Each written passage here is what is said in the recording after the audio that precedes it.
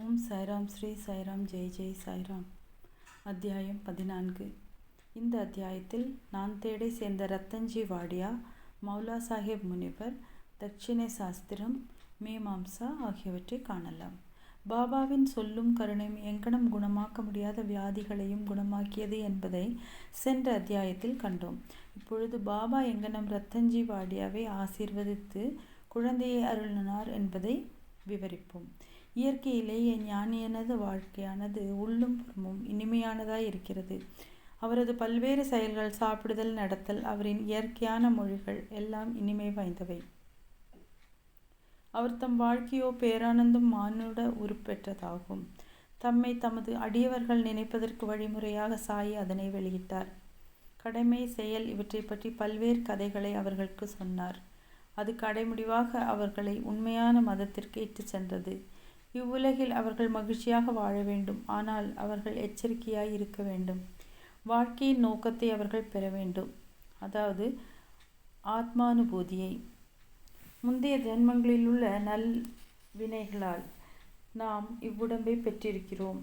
பக்தியையும் விடுதலையும் இவ்வுதவியை கொண்டு பெறுவது தகுதியுடையதாகும். எனவே எப்போதும் நாம் சோம்பலின்றி இருக்க வேண்டும்.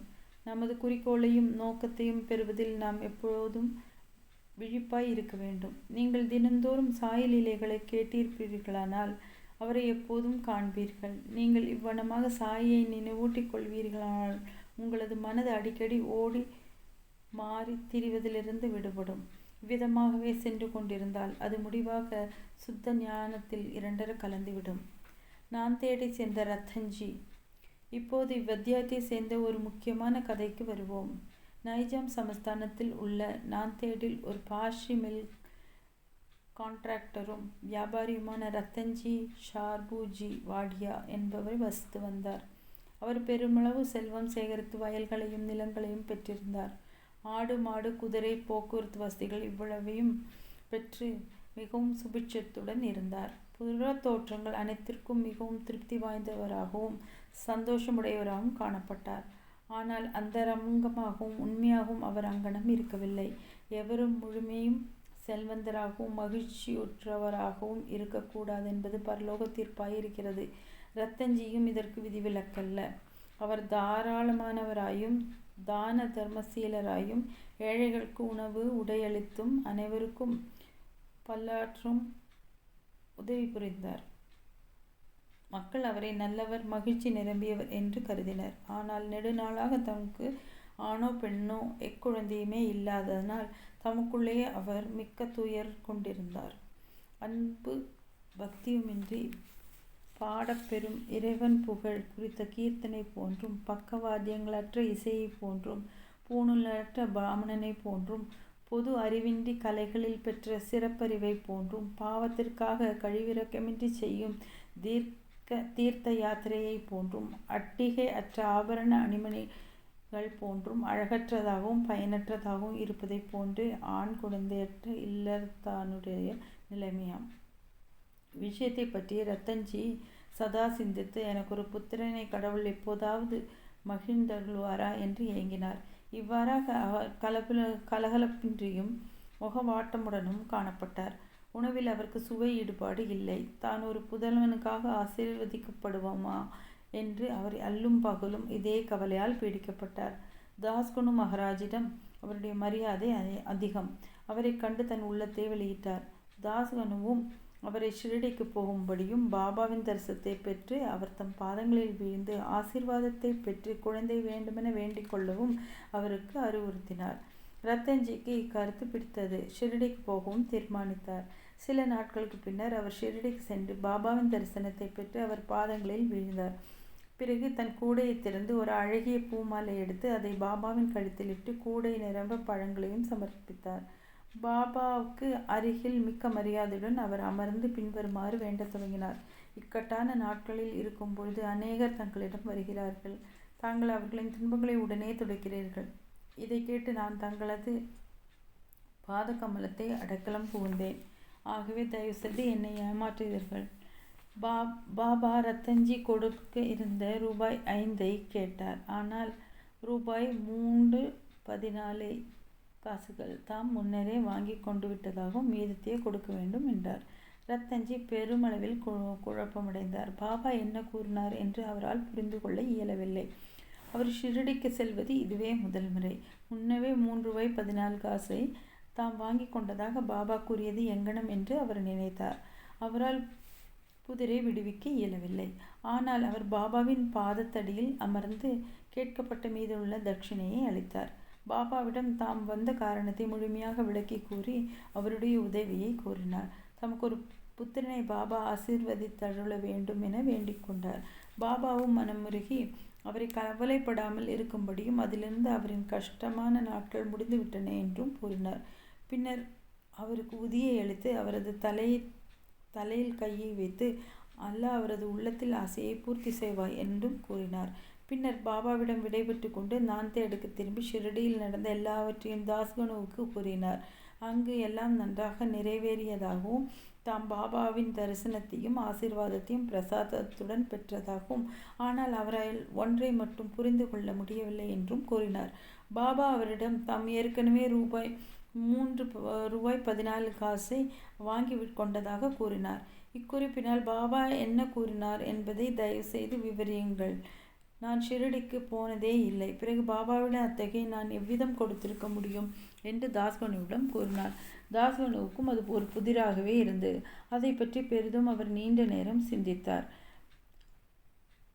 சிறிது நேரத்திற்கு பிறகு பின்வரும் நிகழ்ச்சி அவர் கவனத்திற்கு வந்துற்றது. சில நாட்களுக்கு முன் ரத்தன்ஜி மௌலா சாஹேப் என்ற ஒரு முகமதிய முனிவரை வரவேற்று அவரின் வரவேற்பு உபசரணைக்காக கொஞ்சம் பணம் செலவழித்தார். மௌலா சாஹேப் நாந்தேட்டை மக்கள் நன்றாக அறிந்த ஒரு முனிவர். ரத்தன்ஜி ஷிரடிக்கு போக தீர்மானித்த போது இந்த மௌலா சாஹேப் தற்செயலாக ரத்தன்ஜியின் வீட்டுக்கு வந்தார். ரத்தன்ஜி அவரை அறிந்திருந்தார். அவரிடம் அன்பு செலுத்தினார். எனவே அவரை கௌரவிக்கும் முகமாக ஒரு விருந்து கொடுத்தார். தாஸ்கனு ரத்தன்ஜியிடம் விருந்து உபசரிப்புக்கான செலவை குறிப்புகளை வாங்கி பார்த்தார். எல்லாம் சரிநுட்பமாக 3 ரூபாய் 14 காசுகள் ஆகியிருந்தது. அதற்கு கூடவோ குறைவோ இல்லாது கண்டு எல்லோரும் ஆச்சரியத்தால் செயலிழந்தனர். அவர்கள் பாபா எங்கும் நிறை பேரறிவுடையார் என்பதை அறிய தலைப்பட்டார்கள். ஷிரடியில் வாழ்ந்தாலும் ஷிரடியிலிருந்து நெடுதூரம் உள்ள வெளியிடங்களில் நடப்பதையும் அவர் அறிந்திருந்தார். உண்மையில் அவர் நடந்தது, நடப்பது, நடக்கப் போவது எல்லாவற்றையும் அறிந்திருந்தார். எவருடைய நெஞ்சத்திலும் ஆவியினுள்ளும் தம்மை அவர் அடையாளம் கண்டு கொள்ள முடியும். மேலே குறிப்பிட்ட நிகழ்ச்சியில் மௌலா சாஹேபிடம் தம்மை காணாமலும் அவருடன் தாம் ஒன்றாக இல்லாதிருப்பின் ரத்தன்ஜி மௌலா சாஹேபுக்கு கொடுத்த வரவேற்பு பற்றியும் அதற்கு அவர் செலவழித்த தொகை பற்றியும் பாபா எங்கனம் அறிந்திருக்க முடியும்? ரத்தன்ஜி தாஸ்கனுடன் விளக்கத்தால் திருப்தியுற்றார். பாபாவிடம் அவருக்குள்ள நம்பிக்கை உறுதிப்படுத்தப்பட்டு பல்கி பெருகியது. பின்னர் உரிய காலத்தில் அவருக்கு ஒரு ஆண் குழந்தை ஆசீர்வதிக்கப்பட்டது. அவரின் மகிழ்ச்சிக்கு எல்லை இல்லை. அவருக்கு 12 குழந்தைகள் மொத்தத்தில் பிறந்தன என்றும் அதில் 4 உயிர் பிழைத்தன என்றும் கூறப்படுகிறது. அத்தியாயத்தின் அடிக்குறிப்பில் பாபா ராவ் பகதூர் ஹரி விநாயக் சாத்தே என்பவரை அவர் முதல் மனைவி இறந்த பின்னர் மீண்டும் மனம் செய்து கொள்ளும்படியும் அவருக்கு மகன் பிறப்பாம் என்றும் கூறினார். சாத்தே 2வது மனம் புரிந்து கொண்டார். இம்மனைவி மூலம் அவருக்கு பெண் குழந்தைகளை பிறந்தன. எனவே அவர் மிகவும் தளர்வு அடைந்தார். ஆனால் 3வது ஆண் குழந்தையாக பிறந்தது. பாபாவின் சொற்கள் உண்மையாயின. அவரும் திருப்தியுற்றார். தக்ஷிணை மீமாம்சா பற்றிய தத்துவம். தக்ஷிணையை பற்றிய சில குறிப்புகளுடன் இவ்வத்தியாயத்தை முடிக்கிறோம். பாபாவை பார்க்க சென்றிருந்தவர்களிடம் அவர் தட்சிணை கேட்டார் என்பது எல்லோரும் அறிந்த உண்மை. சிலர் பாபா ஒரு பக்ரியாகவும் அறவே பற்றின்றி இருந்தால் அவர் ஏன் தட்சிணை கேட்க வேண்டும், ஏன் பணத்தை பற்றி லட்சியம் செய்ய வேண்டும் என்று வினவலாம். இவர்களை இப்போது விளக்கமாக கவனிப்போம். ஆரம்பத்தில் நெடுநாட்களுக்கு பாபா எதையுமே கேட்கவில்லை. அவர் எரிக்கப்பட்ட தீக்குச்சிகளை சேமித்து தன் பைகளில் வைத்து கொண்டார். எவரிடமிருந்தும் அவர் அடியவராக இருப்பினும் வேறு யாராக இருப்பினும் பாபா எதையும் ஒருபோதும் கேட்கவில்லை. யாராவது ஒரு பைசாவோ 2 பைசாவோ அவர் முன்னால் வைத்தால் அவர் எண்ணெயோ அல்லது புகையிலையோ வாங்கினார். அவர் புகையிலின் மீது விருப்பமுடையவராக இருந்தார். ஏனெனில் அவர் எப்பொழுதும் பீடி அல்லது சில்லிம் குடித்தார். பின்னர் சில ஞானிகளை வெறுங்கையுடன் பார்க்கக்கூடாது என்று நினைத்தார். எனவே அவர்கள் பாபாவின் முன்னால் சில செப்பு காசுகளை வைத்தனர். 1 பைசா கொடுக்கப்பட்டால் அதை அவர் பைக்குள் போட்டுக்கொள்வார். 2 பைசா நாணயமாக இருந்தால் அது உடனே திருப்பி கொடுக்கப்படும். பாபாவின் புகழ் திக்கெங்கும் பரவிய பின்னர் மக்கள் அவரிடம் பெருந்திரளாக மண்டத் தொடங்கினார். அவர்களிடம் பாபா தட்சிணை கேட்கத் தொடங்கினார். ஒரு தங்கக் காசு வைக்கப்பட்டாலன்றி கடவுளர்களின் பூஜை பூர்த்தியாவதில்லை என்று ஸ்ருதி பகர்கின்றன. கடவுள்களின் பூஜைக்கு காசு தேவைப்பட்டிருந்தால் ஞானிகள் பூஜைக்கும் கூட ஏன் அது அங்கனம் இருக்கக்கூடாது? முடிந்த சார்பாக ஒருத்தன் கடவுள், அரசன், ஞானி, குரு இவர்களை பார்க்கும் பொழுது வெறுங்கையுடன் போகலாகாது என்று விதிக்கப்பட்டது. அவன் காசோ பணமோ எதையாவது அவருக்கு சமர்ப்பிக்க வேண்டும். அது சம்பந்தமாக உபனிஷதங்கள் சிபாரிசு செய்த கருத்தை நாம் கவனிக்கலாம். பிருஹதாரண்யக உபனிஷதம் பிரஜாபதி கடவுள் தேவர்கள், மனிதர்கள், பிசாசுகள் இவர்களை தா என்ற ஒரே எழுத்தால் விழித்ததாக பகர்கின்றது. இச்சொல்லால் தேவர்கள் தாங்கள் தமா அதாவது தன்னடக்கம் பழக வேண்டும் என்று புரிந்து கொண்டனர். மனிதர்கள் தானம் அல்லது தர்மம் செய்ய வேண்டும் என்று புரிந்து கொண்டனர். பேய்கள் தயை அல்லது பரிவு செய்ய வேண்டும் என்று புரிந்து கொண்டன. எனவே மனிதர்கள் தர்மம் அல்லது ஈகை புரிய வேண்டும் என்று பரிந்துரைக்கப்படுகிறது. தைத்திரிய உபநிஷத்தில் குரு தனது மாணவர்களை தர்மத்தையும் மற்ற பல நல்ல பண்புகளையும் பயிலும்படி ஊக்குவித்து உபதேசித்தார். தர்மத்தை பற்றி அவர் நம்பிக்கையுடன் கொடுங்கள், அது இல்லாமலும் கொடுங்கள், பெருந்தன்மையுடன் கொடுங்கள், அதாவது தாராளமாக கொடுங்கள், பணிவுடன் கொடுங்கள், பயபக்தியுடன் கொடுங்கள், இரக்கத்துடன் கொடுங்கள் என்று அறிவுறுத்துகிறார். தான தர்மத்தை அடியவர்களுக்கு போதிப்பதற்கும் பணத்தில் அவர்களுக்குள்ள பற்று குறைவதற்கும் அதன் மூலம் அவர்கள் மனது சுத்தமடையும்படி செய்வதற்கும் பாபா அவர்களிடமிருந்து தட்சிணையை கட்டாயமாக பெற்றார். ஆனால் அதில் இவ்விசித்திரம் இருந்தது. அதாவது தாம் வாங்கியதை போன்று 100 பங்குக்கு மேலே திரும்ப கொடுத்தாக வேண்டும்.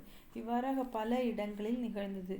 உதாரணத்துக்கு ஒன்று சொன்னால், பிரசித்தி பெற்ற நடிகரான கணபதி ராவ் போடஸ் தனது மராத்திய சுயசரிதையில் பாபா தம்மை திரும்ப திரும்ப தட்சிணை கேட்டதாகவும் தனது பணப்பையே அவர் முன்னர் காலியாக்கியதாகவும் இதன் விளைவாக பிற்கால வாழ்க்கையில் தனது ஏராளமாக பணம் வந்ததால் தனக்கு பணத்தேவையே இருக்கவில்லை என்றும் கூறுகிறார்.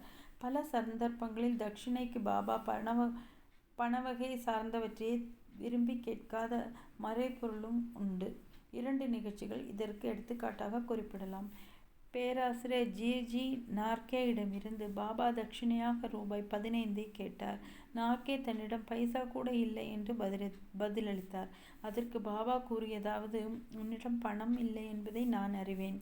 யோக வசிஷ்டத்தை நீங்கள் படித்து கொண்டிருக்கிறீர்கள். அதிலிருந்து எனக்கு தட்சிணை கொடுங்கள். தட்சிணை அளிப்பது என்பதற்கு இந்த சந்தர்ப்பத்தின் பொருளானது நூலிருந்து நீதிகளை உய்த்துணர்ந்து அவைகளை பாபா வாசம் செய்கிற ஒவ்வொருவர் உள்ளத்திலும் இருத்தி கொள்வதே ஆகும். 2வது சந்தர்ப்பத்தின் போது திருமதி தர்கட் என்ற அம்மையாரிடமிருந்து ரூபாய் 6 தட்சிணையாக கொடுக்கும்படி பாபா கேட்டார். ஏதும் அவள் கொடுக்க இயலவில்லை என்று மன வருத்தம் அடைந்தார். பின்னர் அவளது கணவர் பாபா 6 உட்பகைவர்களையே, அதாவது காமம், குரோதம், லோபம், மோகம், மதம், ஆச்சரியம் முதலானவற்றை தம்மிடத்து சமர்ப்பிக்கும்படி கேட்டார் என்று அம்மையாருக்கு விளக்கினார். பாபா இவ்விளக்கத்திற்கு உடன்பாடு தெரிவித்தார். தட்சிணையின் மூலம் பாபா ஏராளமான பணம் சேகரித்தார் என்பதும் அவ்வளவு பணத்தையும் அதே நாளில் பகிர்ந்தளித்து விடுவார் என்பதும் அடுத்த நாள் காலையில் வழக்கம்போல் அவர் ஒரு ஏழை பக்கிரியாகி விடுவார் என்பதும் குறிப்பிடத்தக்கது. ஏறக்குறைய 10 வருடங்களாக 1000 ரூபாய்களை தட்சிணமாக பெற்று வந்த பாபா பின்னர் மகாசமதி அடைந்தபோது அவருடைய உடைமையில் சில ரூபாய்களே இருந்தன. சுருக்கமாக, துறவையும் தூய்மையையும் போதிப்பதே அவர்களிடமிருந்து தட்சிணை பெற்றதன் முக்கியமான காரணமாகும். பின்னுரை. பி.வி. தேவ் என்பவர் ஓய்வு பெற்ற மம்லதாரும் பாபாவின் பெரும் அடியவர்கள் ஒருவரும் ஆவார். அவர் சாயி லீலா சஞ்சிகையில் தட்சிணையை பற்றி பின்வருமாறு குறிப்பிடுகிறார். பாபா எல்லோரிடமிருந்து தட்சிணை கேட்கவில்லை. கேட்காமலேயே சிலர் தட்சிணை அளித்ததால் அவர் அதை சில சமயங்களில் ஏற்றுக்கொண்டார், மற்ற நேரங்களில் மறுத்துவிட்டார். சில குறிப்பிட்ட அடியவர்களிடமே அவர் அதை கேட்டார். பாபா தங்களிடம் எதற்காக கேட்க வேண்டும், அப்போதே தாம் கொடுக்க வேண்டும் என்று நினைத்தவர்களிடம் அவர் கேட்பதே இல்லை. பாபாவின் விருப்பத்திற்கு மாறாக யாரேனும் அதை சமர்ப்பித்தால் அவர் தொடுவதில்லை. அவர் அடியவர் அத்தை அங்கேயே வைத்திருந்தால் அதை அப்பால் எடுத்து கொள்ளும்படி பாபா அவரை கேட்பார். பக்தர்களின் விருப்பம், பக்தி, சௌரியம் இவைகளுக்கேற்றவாறு அவர் சிறிய பெரிய தொகைகளை கேட்டார். பெண்கள் குழந்தைகளிடமும் அதை கேட்டார். எல்லா செல்வந்தர்களையும் கேட்கவில்லை, அன்றி எல்லா ஏழைகளிடமும் கேட்கவில்லை.